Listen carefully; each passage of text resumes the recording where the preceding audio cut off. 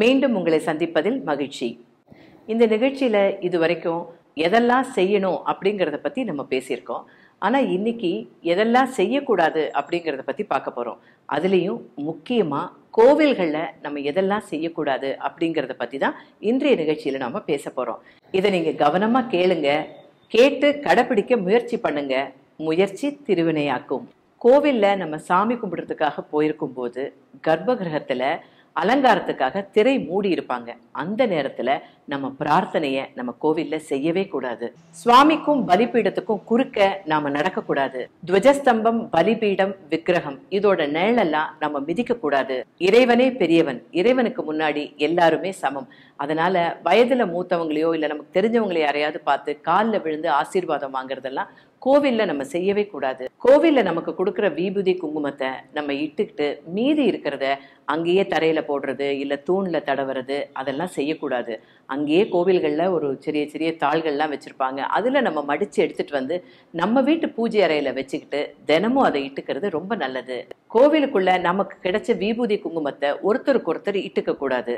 கோவிலுக்குள்ளேயோ இல்ல கோவிலை சுற்றி உள்ள இடங்கள்லயோ எச்சில் துப்புறது இல்லைன்னா மலஜலம் கழிக்கிறது இந்த மாதிரி தவறான விஷயங்களை என்னைக்குமே கோவில நாம செய்யக்கூடாது. விபூதி, சந்தனம், பாலபிஷேகம் தவிர சுவாமிக்கு திருமஞ்சனம் ஆகும் போது அதை நம்ம எதிர நின்று பார்க்க கூடாது. கோவில்ல இருக்கிற திருவிளக்க அந்த தீபத்தை தூண்டி விடுறேன்னு நம்ம கையால தூண்டி விடுறதோ, அதுக்கப்புறமா அந்த எண்ணெய் கையை அங்க உள்ள தூண்ல தடவுறதோ இல்ல மிச்சம் இருக்கேன்னு தலையில தேய்ச்சிக்கிறதோ இந்த மாதிரி தவறான விஷயங்களை நம்ம செய்யவே கூடாது. சுவாமி பாதத்தை தொடுறது, சுவாமியை தொடுறது இல்ல சுவாமிக்கு கீழே கற்பூரத்தை ஏத்துறது இதெல்லாம் ரொம்ப தவறான செயல். இதெல்லாம் கோவில்ல செய்யவே கூடாது.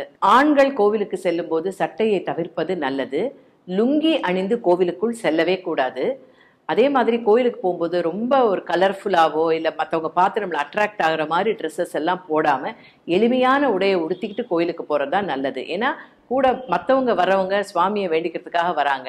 உங்களுடைய ஆடைகள், உங்களுடைய அலங்காரங்கள் அவங்களை ஈர்த்து அவங்களுடைய பிரார்த்தனைக்கு அது ஒரு கெடுதலாக அமையக்கூடாது. போதை வஸ்துக்கள், தின்பண்டங்கள் இதெல்லாம் வாயில வச்சுக்கிட்டு ஆலயத்துக்குள்ள பிரவேசிக்கவே கூடாது. சிவன் கோவிலுக்கு போனா சண்டிகேஸ்வரரை பார்க்காம வந்தா சிவன் கோவிலுக்கு போன புண்ணியமே கிடைக்காது அப்படிங்கிறது எல்லாருக்குமே தெரிஞ்ச விஷயம்.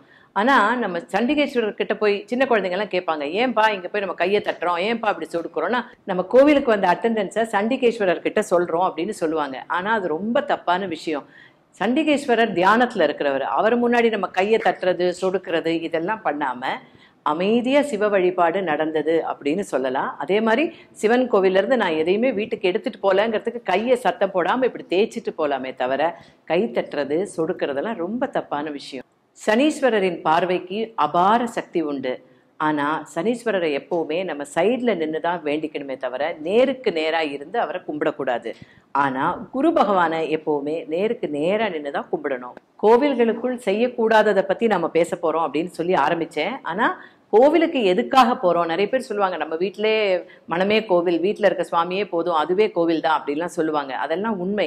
நம்ம மனத்தை சுத்தமாக வச்சுக்கிட்டோம்னா நம்ம கோவிலுக்கு போய் சாமி கும்பிடணுங்கிற அவசியம் இல்லை. ஆனால் இன்னைக்கு இருக்கிற டென்ஷனில் நமக்கு எங்கேயாவது போய் உட்காந்து ரிலாக்ஸ் பண்ணணும், நம்மளுடைய குறைகளை மறந்து நம்ம இருக்கணும்னா கோவில் தான் அதுக்கு சரியான இடம். ஏன் கோவிலுக்கு போகிறோம் அப்படின்னா அங்க இது வரைக்கும் அவங்க எத்தனையோ வருஷங்களா காலமா நமக்கு தெரியாது, 100 ஆண்டுகள் முடிந்த கோவில்கள்லாம் கூட இருக்கு. அந்த மாதிரி இடங்கள்லாம் அவங்க உச்சரிச்ச மந்திரங்கள், அவங்க பண்ணியிருக்கிற பூஜைகள், புனஸ்காரங்கள், அதனால அந்த கோவிலே ஃபுல்லா பாசிட்டிவ் வைப்ரேஷனோட இருக்கும். அங்க போய் உட்கார்ந்து உங்க மன குறைகளையோ இல்ல நீங்க நினைக்கிற விஷயங்களையோ நினைச்சீங்கன்னா நிச்சயமா உங்களுக்கு மன அமைதி கிடைக்கும். அதனாலதான் கோவிலுக்கு போய் சாமி கும்பிடுறது நல்லது அப்படின்னு பெரியவங்க சொல்லியிருக்காங்க. இந்த செய்யக்கூடாத விஷயங்கள முக்கியமான ஒண்ணு இருக்கு. மொபைல் போனை எடுத்துக்கிட்டு நம்ம கோவில்களுக்கு செல்லவே கூடாது. ஒருவேளை நமக்கு ஏதோ முக்கியமான கால் வரும், ஏதோ எமர்ஜென்சினா கூட போனை மியூட் பண்ணி வச்சுக்கிறது பெட்டர். ஏன்னா அடுத்தவங்க யாரோ ரொம்ப கர்மசிரத்தையா சாமியை வேண்டிகிட்டு இருக்கும்போது நமக்கு அதுவும் இப்ப பாத்தீங்கன்னா எல்லாம் டோன் எல்லாம் சினிமா பாட்டாதான் வருது. பாடல்கள் ஒலிக்கும் போது அவங்க பிரார்த்தனைக்கு அது இடையூறா இருக்கும். மியூட்ல வச்சுக்கிட்டு போன் வந்துச்சா, ஓ எமர்ஜென்சி உடனே நீங்க அட்டன் பண்ணா கூட கோவிலுக்கு வெளியே வந்துதான் நீங்க போன் அட்டன் பண்ணுமே தவிர அங்கேயே இருந்து போன்ல பேசுறதும் செய்யக்கூடாத ஒரு விஷயம்தான். இப்ப சொன்ன இந்த விஷயங்கள் எல்லாம் நீங்க கடைபிடிச்சீங்கன்னா கோவிலுக்கு எதுக்காக போனீங்களோ அதுக்குண்டான பலனை நிச்சயமா கடவுள் உங்களுக்கு கொடுப்பாரு. இன்னைக்கு கோவிலுக்குள்ள செய்யக்கூடாத விஷயங்களை பத்தி பேசணும். நாளைக்கு இன்னும் ஒரு நல்ல விஷயத்தோட நான் உங்களை சந்திக்கிறேன். வணக்கம்.